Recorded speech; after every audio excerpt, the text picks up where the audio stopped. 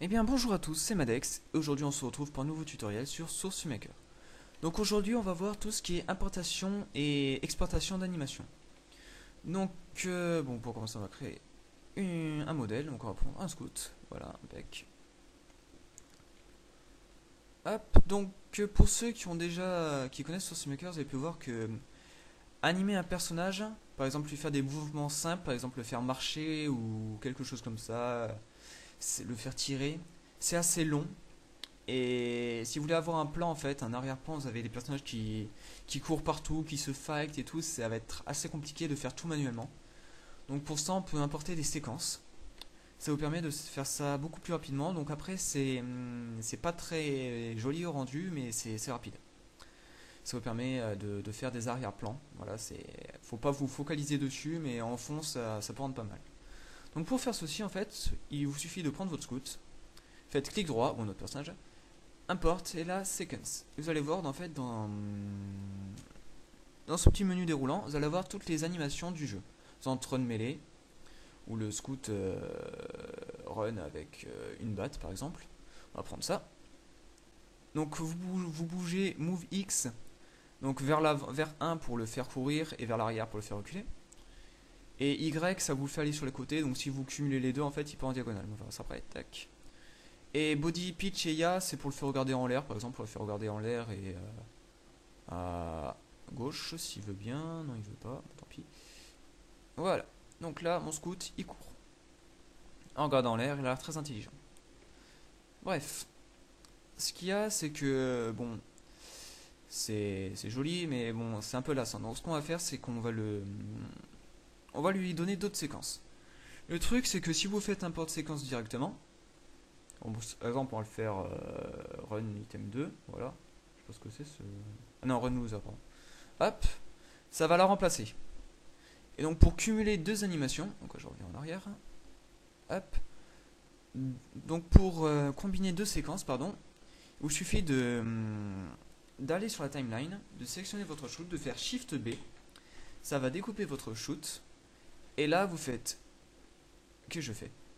Vous reprenez votre scout, vous faites import sequence et on va apporter une nouvelle séquence. Par exemple, on va le faire run primary avec le pompe.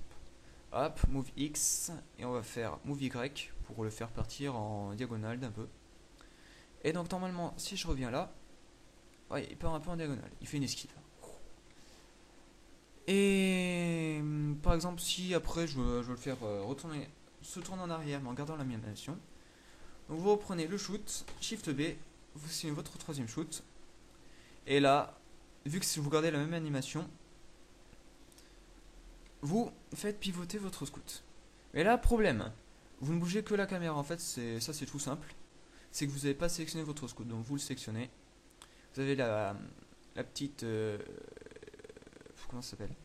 Les petites. Enfin, vers où il va aller, tout simplement. La direction de l'animation. Hop, on va le faire pivoter par là, par exemple. Voilà. Donc là, il va courir dans l'autre sens. Après, voilà, c'est niveau rendu, je vous l'accorde, c'est pas très joli. Et voilà, en fond, ça peut rendre pas mal. Ensuite, bon, le faire marcher, c'est bien. Le faire marcher, voilà. Faire marcher, c'est bien, mais lui faire prendre un headshot, par exemple, c'est mieux. Et pour ça, vous avez aussi les animations. En fait, vous avez toutes les animations. Par exemple, import, vous avez sequence. Cherchez, c'est par ordre alphabétique. Vous cherchez primary, par exemple, death burning. Donc quand il brûle, par exemple, voilà, il brûle. Ah, c'est bon. Ah, c'est kiffant. Ah, j'aime bien. Voilà, donc là il saute partout, il a le feu au cul, et il meurt. Le truc, comme vous pouvez le voir, c'est que ça se répète. Et en fait, bon, j'ai pas vraiment trouvé de solution pour freezer, donc on va faire ça manuellement, enfin faire ça technique maison. Donc voilà, donc vous allez vous placer dans le Graph Editor. Vous allez trouver le point et la dernière image, donc par exemple là où il va tomber, c'est-à-dire ici, voilà. Vous allez prendre, vous faites CTRL molette pour être sûr d'avoir toutes les lignes. Et là, on va créer une clé. Ensuite, on va se déplacer ici, par exemple, on va créer une autre clé. On va sélectionner ces clés et on va taper sur ici, Step Tangent. en fait, ça va friser tous les points. Donc là, vous voyez, le scout, il est frisé. Donc vous pouvez augmenter ça et placer cette clé, si elle veut bien, voilà, pour que le freeze dure plus longtemps. Et ce qu'on va faire, c'est qu'on... Là, vous pouvez réanimer votre scout. Donc par exemple, on va créer... Donc là, par exemple, on va l'allonger en arrière. Hop, on va prendre ça. Donc, petite astuce, si par exemple vous avez vos axes qui sont comme ça, il vous suffit de faire Shift et de cliquer au cœur du petit cercle. En fait, ça remet vos axes droits. Par exemple, ça vous les remet perpendiculairement. Donc là, c'est plus simple pour déplacer. Donc on va faire ça très rapidement. Le scout ici, hop, la jambe, on va la redéplacer. Bon, c'est pas grave. Voilà. Donc, quand vous revenez, vous voyez que votre scout... Donc là, oui, ça, petit point, c'est que, avant toute chose, vous reprenez vos deux dernières clés, oui, et vous refaites Steep, ça s'appelle Steep Tangent, pour refreezer. Et donc là, normalement, notre scout, il brûle, et il s'arrête.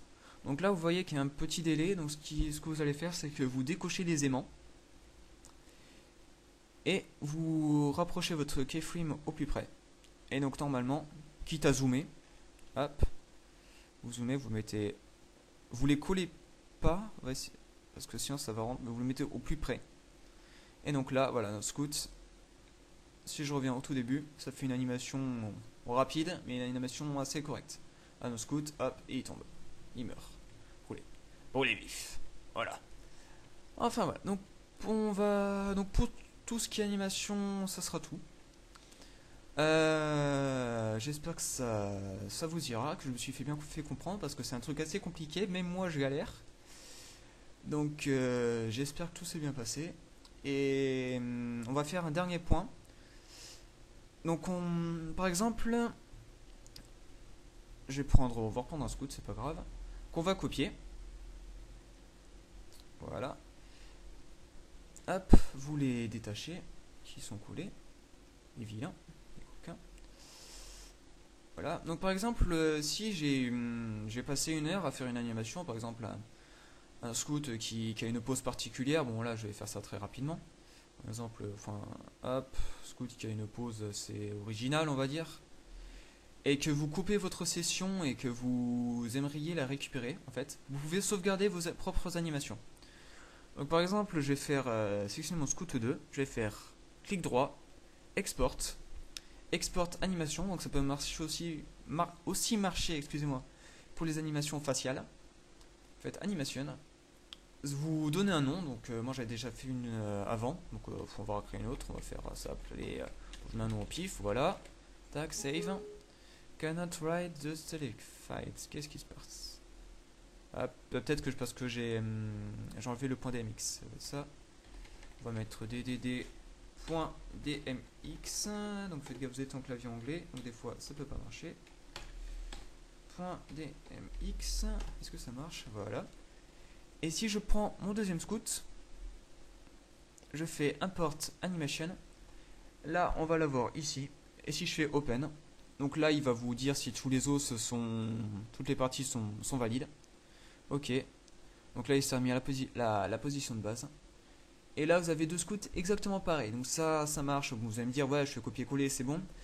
Ça c'est un copier-coller avancé on va dire. Ça vous permet de récupérer vos animations au fur et à mesure de vos vidéos. Par exemple si vous créez je sais pas, un personnage qui fait une putain d'animation de ouf et que vous voulez la réutiliser plus tard, vous avez juste qu'à la sauvegarder et vous pouvez la réutiliser autant de fois que vous voulez. Après je sais pas si ça prend beaucoup de place dans le PC. J'ai pas regardé, je pense pas, j'espère pas. Donc voilà, à vous de voir. Et ça sera tout pour aujourd'hui, si j'oublie rien. Hop, laissez-moi réfléchir. Normalement, non. Donc j'espère que la vidéo va pas être trop longue. Parce que je sais pas combien de minutes je suis. Que je me suis bien fait comprendre. Parce que c'est un tutoriel assez compliqué. S'il y a des trucs, si vraiment il y a des trucs que vous n'avez pas compris, n'hésitez surtout pas à me laisser des commentaires. et à me demander en fait quitte à ce que je refasse un tuto sur ce que j'ai mal fait. Et sur ce, ben, je vais vous dire à la prochaine. Et bonne rentrée scolaire aussi à tout le monde. Et ciao tout le monde. Et ça sera tout pour aujourd'hui, si j'oublie rien. Hop, laissez-moi réfléchir. Non. Oh hey, you